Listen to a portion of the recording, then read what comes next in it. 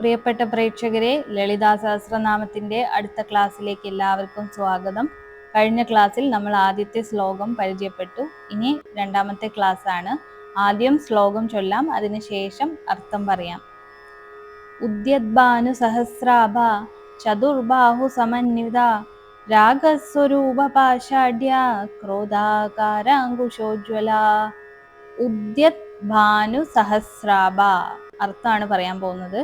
ഉദ്യത് ഭാനു, ഉദ്യത് ഭാനു എന്നാൽ ഉദ്യത് എന്നാൽ ഉദിച്ചുയരുന്ന എന്നാണ് അർത്ഥം. ഭാനു എന്നാൽ സൂര്യൻ, സഹസ്രം എന്നാൽ 1000, ആഭ എന്നാൽ ശോഭ. ഇതെല്ലാം തന്നെ കൂട്ടി വായിച്ചാൽ തന്നെ നമുക്ക് അർത്ഥം മനസ്സിലാവും. ഉദ്യത് ഭാനു സഹസ്രാഭ, 1000 സൂര്യന്മാർ ഉദിച്ചുയർന്നു കഴിഞ്ഞാൽ എത്ര പ്രകാശമുണ്ടാവും, എത്രത്തോളം ഊർജമുണ്ടാവും, എത്രത്തോളം ശോഭയുണ്ടാവും. അതാണ് ദേവി എന്ന് പറഞ്ഞാല്. 1000 സൂര്യന്മാര് ഉദിച്ചുയർന്നാലുണ്ടാകുന്ന ശോഭ എങ്ങനെയാണോ അങ്ങനെയാണ് ദേവിയുടെ ആ ശോഭ. ഈ പല മഹർഷിമാർക്കൊക്കെ ദേവീ ദർശനം കിട്ടിയതായിട്ട് രേഖപ്പെടുത്തിയിട്ടുണ്ട് ചരിത്ര രേഖകളില്. അപ്പൊ അതിൽ അവര് പറയുന്നുണ്ട്, ദേവി പ്രത്യക്ഷമാകുമ്പോൾ തന്നെ ശോഭയാണുള്ളത്, പ്രകാശമാണ് ആദ്യം വരിക. ദേവിയുടെ ചുറ്റുമായിട്ടുള്ള പ്രകാശ വലയമാണ് ആദ്യം കാണുക. അതിനുശേഷമാണ് ആ പ്രകാശ വലയത്തിന്റെ ഉള്ളിലായിട്ടാണ് ദേവി പ്രത്യക്ഷപ്പെടുന്നത്, അല്ലെങ്കിൽ ദേവിയെ കാണുന്നത് എന്നാണ് മഹാഋഷിമാരൊക്കെ ദേവി ദർശനം കിട്ടിയ സമയത്ത് രേഖപ്പെടുത്തി, ചരിത്ര രേഖകളിൽ രേഖപ്പെടുത്തി വെച്ചിട്ടുള്ളത്. അങ്ങനെയുള്ള ദേവി, ഇങ്ങനെയാണ് ഒരർത്ഥം. ഈ ഉദ്യത് ഭാനു സഹസ്രാഭ എന്ന വാക്കിന്റെ ഒരർത്ഥം ഇങ്ങനെ എടുക്കാം. ഇനി ഇതിന് വേറൊരർത്ഥം കൂടി പറയാം. നക്ഷത്രങ്ങൾക്ക് പ്രകാശിക്കാനുള്ള, സൂര്യൻ ഒരു നക്ഷത്രമാണല്ലോ, അപ്പൊ ആ സൂര്യനെ പോലെയുള്ള പല നക്ഷത്രങ്ങൾക്ക്, 1000കണക്കിന് നക്ഷത്രങ്ങൾക്ക് പ്രകാശിക്കാനുള്ള കഴിവ് ആരാണോ കൊടുത്തത്, അല്ലെങ്കിൽ തിളങ്ങാനുള്ള ശേഷി നൽകിയ അമ്മയാണ് ദേവി എന്നൊരർത്ഥം കൂടി എടുക്കാം. നക്ഷത്രങ്ങൾക്ക് മാത്രമല്ല, എല്ലാ ചരാചരങ്ങൾക്കും ജീവിക്കാനും ശോഭിക്കാനും ഒക്കെയുള്ള കഴിവ്, ജീവിതത്തിൽ മുന്നേറാനും ഒക്കെയുള്ള കഴിവ് ആരാണോ നൽകിയത് ആ അമ്മയാണ് ദേവി എന്നുകൂടി ഒരർത്ഥം എടുക്കാം. ഒന്നുകൂടി പറയാം. ഉദ്യത് ഭാനു സഹസ്രാഭ ചതുർബാഹു സമന്വിത.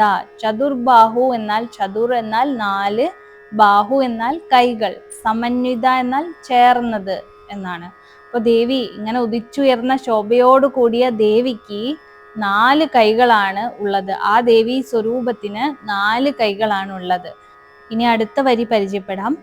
രാഗസ്വരൂപ പാഷാഢ്യ ക്രോധാകാരാങ്കുശോജ്വല. രാഗസ്വരൂപം, രാഗമാവുന്ന സ്വരൂപം. രാഗം എന്നാൽ ഇവിടെ അർത്ഥമാക്കുന്നത് ആസക്തി എന്നാണ്. രാഗസ്വരൂപ പാഷാഢ്യ, ആഢ്യം എന്നാൽ ഇവിടെ അർത്ഥമാക്കുന്നത് ധരിച്ചവൾ എന്നാണ്. രാഗസ്വരൂപമായ പാശം, പാശം എന്നാൽ കയർ എന്നാണ് അർത്ഥം. രാഗസ്വരൂപമായ കയർ ധരിച്ചവളാണ് ദേവി. ദേവി കയർ ധരിക്കുക എന്നല്ല അതിൻ്റെ അർത്ഥം.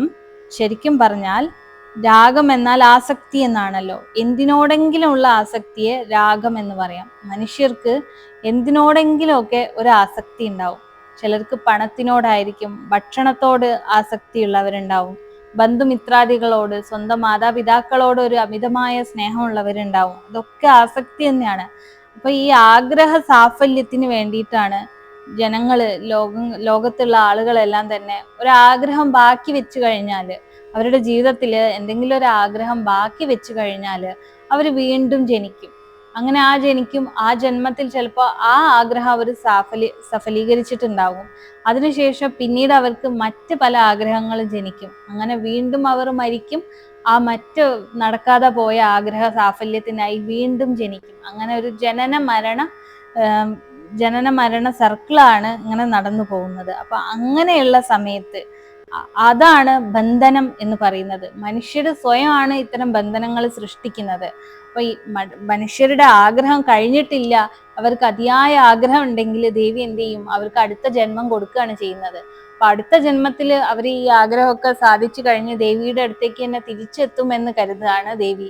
പക്ഷെ എന്താ ആളുകൾ ചെയ്യുന്നത്, അവർക്ക് മായാലോകത്തിൽ പെട്ടിട്ട് അവർക്ക് വീണ്ടും മറ്റൊരു ആഗ്രഹം വരികയാണ്. അപ്പൊ അങ്ങനെ, അതായത് രാഗസ്വരൂപ പാഷാഢ്യം എന്ന് പറഞ്ഞാൽ മരിക്കുന്നു, ജനിക്കുന്നു, വീണ്ടും ആഗ്രഹങ്ങൾ ഉണ്ടാവുന്നു, വീണ്ടും അത് മരിക്കുന്നു, വീണ്ടും ആഗ്രഹങ്ങൾ പൂർത്തീകരിക്കാൻ വേണ്ടി വീണ്ടും ജനിക്കുന്നു. ഇതാണ് ഈ ഒരു ചക്രത്തിനെയാണ് രാഗസ്വരൂപ പാഷാഢ്യ. അങ്ങനെ മനുഷ്യന് ദേവി അനുഗ്രഹിച്ചു കൊടുക്കുകയാണ്.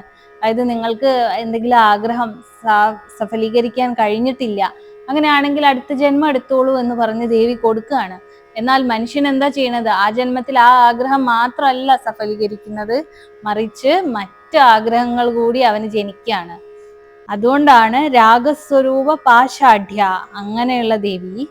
ക്രോധാകാരാങ്കുശോജ്വല, ക്രോധം എന്നാൽ കോപം എന്നാണ് അർത്ഥം. ക്രോധ ആകാരം, ആകാരം എന്നാൽ രൂപം. ക്രോധ ആകാരാങ്കുശോജ്വല, അങ്കുശം തോട്ടി, ഉജ്ജ്വലം ഉജ്ജ്വലയായവൾ എന്നൊക്കെ അർത്ഥം എടുക്കാം. ക്രോധത്തിന്റെ രൂപത്തിലുള്ള തോട്ടി ധരിച്ചവൾ എന്നർത്ഥം എടുക്കാം. അല്ലെങ്കിൽ ദേവിയുടെ ക്രോധം ആ തോട്ടിയിലാണ്. തോട്ടി പിടിച്ചിരിക്കുമ്പോൾ ദേവിയുടെ മുഖത്തൊരു ക്രോധഭാവം ഉണ്ട് എന്നുകൂടി നമുക്ക് മറ്റൊരർത്ഥം എടുക്കാം. തോട്ടി എന്തിനെയാണ് സൂചിപ്പിക്കുന്നത്? കഴിഞ്ഞ ക്ലാസ്സിലൊക്കെ ആയിട്ട് നമ്മൾ പറഞ്ഞിട്ടുണ്ട്. നിയന്ത്രിക്കുന്ന, കർമ്മത്തെ പിന്നിലേക്ക് വലിക്കുന്ന ഒരു സിമ്പലായിട്ടാണ് നമ്മൾ തോട്ടിയെ എടുക്കുന്നത്. ഇനി ഒന്നുകൂടി ഡീപ്പായിട്ട് അതിന്റെ അർത്ഥം മനസ്സിലാക്കാം. ഈ തോട്ടി എന്നതുകൊണ്ട് ഉദ്ദേശിക്കുന്നത് ക്രോധമാകുന്ന തോട്ടിയെ കൺട്രോൾ ചെയ്യുന്ന ആളാണ് ദേവി, അതിനെ പിടിച്ചു നിർത്തുന്ന ആളാണ് ദേവി. ഒരു ഉദാഹരണമായിട്ട് പറയുകയാണെങ്കിൽ ദുർവാസാവ് മഹർഷിയെ നമുക്കെടുക്കാം. ദുർവാസാവ് മഹർഷി എല്ലാ രീതിയിലും എല്ലാത്തിനെയും അതിജീവിച്ച ആളാണ്. പക്ഷെ അദ്ദേഹത്തെ വിട്ടുപോവാത്ത ഒരു പ്രത്യേകതയുണ്ട്. അദ്ദേഹത്തിന് ക്രോധം കൂടുതലാണ്. പെട്ടെന്ന് തന്നെ ക്രോധം അദ്ദേഹത്തിൽ വന്നു ചേരും. അതായത് ക്രോധത്തെ നശിപ്പിക്കാൻ വളരെ പ്രയാസമാണ്. അങ്ങനെയുള്ള ക്രോധത്തെ നശിപ്പിക്കണമെങ്കിൽ നമ്മൾ ദേവിയെ ആത്മാർത്ഥമായി പ്രാർത്ഥിച്ചാൽ മതി. അങ്ങനെ പ്രാർത്ഥിക്കുന്ന സമയത്ത് ദേവി മനുഷ്യന്റെ ക്രോധത്തെ ഇല്ലാതാക്കും. ആ ഒരു അർത്ഥമാണ് നമ്മൾ ഇവിടെ എടുക്കേണ്ടത്. ക്രോധാകാര അങ്കുശോജ്വല. ദേവിയുടെ കയ്യിലാണ് മനുഷ്യന്റെ ക്രോധം എന്ന വികാരമുള്ളത്. ദേവിയെ ആത്മാർത്ഥമായിട്ട് പ്രാർത്ഥിക്കുകയാണെങ്കിൽ ദേവി ആ ക്രോധത്തെ നിയന്ത്രിച്ച് നമ്മളെ എല്ലാവരെയും മുന്നോട്ട് നയിക്കാൻ വേണ്ടിയിട്ട് ദേവി സഹായിക്കും. പക്ഷേ നമ്മളൊന്ന് ആലോചിച്ചു നോക്കൂ, നമ്മൾ ഒരിക്കലും ക്രോധം വരുന്ന സമയത്ത് അല്ലെങ്കിൽ ദേഷ്യം വരുന്ന സമയത്ത് ഒരിക്കലും ദേവിയെ വിളിക്കാറോ ദേവിയെ ചിന്തിക്കാറോ പോലുമില്ല. ആ ക്രോധം വന്നു കഴിഞ്ഞാൽ നമ്മൾ ഉടനെ തന്നെ പ്രതികരിക്കുകയാണ് ചെയ്യുക. അങ്ങനെ പ്രതികരിക്കുകയാണ്, ദേവിയെ മറന്നുകൊണ്ടാണ് നമ്മൾ പ്രതികരിക്കുന്നത്. ആ ക്രോധത്തിന്റെ ആ ഒരു സമയത്ത് നമ്മുടെ ബുദ്ധി ശരിയായ രീതിയിൽ പ്രവർത്തിക്കാതെ നമ്മൾ എന്ത് ചെയ്യും? ആ ക്രോധത്തിനെതിരെ പ്രതികരിക്കും, ആളുകളോട് പെട്ടെന്ന് ദേഷ്യം പിടിക്കും.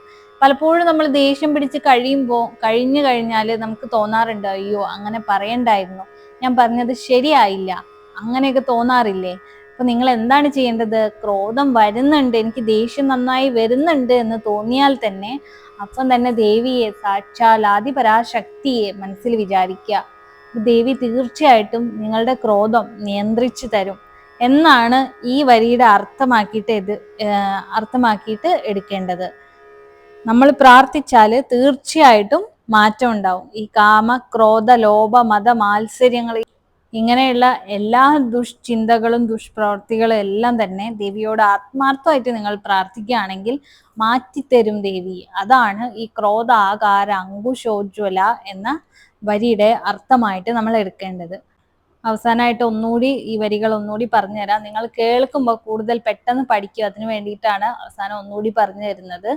ഉദ്യദ്ഭാനു സഹസ്രാഭ ചതുർബാഹു സമന്വിത രാഗസ്വരൂപ പാഷാഢ്യ ക്രോധാകാരാങ്കുശോജ്വല.